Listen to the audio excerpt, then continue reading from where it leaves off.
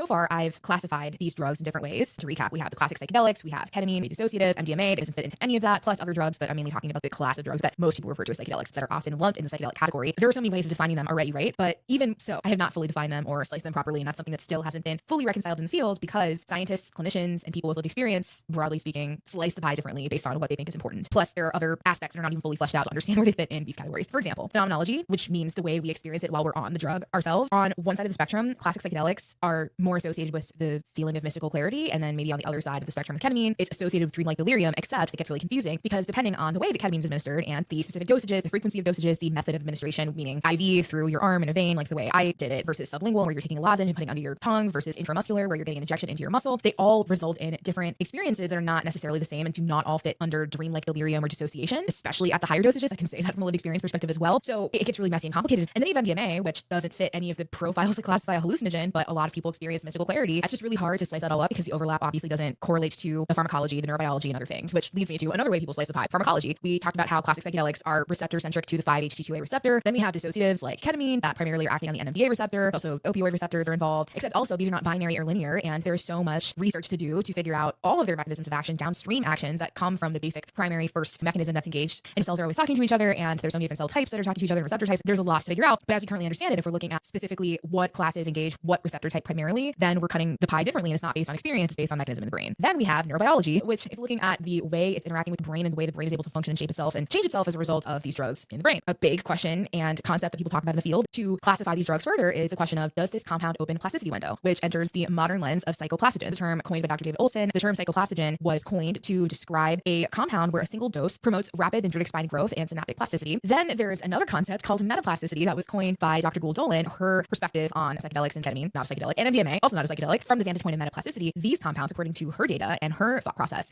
are not changing dendritic spine growth and synaptic plasticity directly. It's changing the ability for the brain to induce synaptic plasticity based on context and adaptive growth. So broadly speaking, the psychoplastogen theory is saying that changes are being made directly to cells as a result of the drug, and metaplasticity is saying that there's an induction of the ability for the brain to induce changes if and when it wants to after the drug. So all that to say, if a single dose either promotes rapid dendritic spine growth and or causes the ability for the brain to cause rapid dendritic spine growth, metaplasticity, some researchers lump the compound in with psychedelics biologically, even though there may be no trip, even though there might be no hallucinatory element. That's wild, right? That's why today, as a result of research from groups like Dr. David Olson's group, non-hallucinogenic 5-HT2A receptor-based molecules are now being studied in clinical trials or in pharma pipelines. Needless to say, that illustrates the point that there is no actual consensus right now on how to delineate what is a psychedelic, because through those different vantage points, those different lenses, you can put different compounds into different categories of psychedelic versus not psychedelic based on if you're looking at it through phenomenology, pharmacology, neurobiology, and more.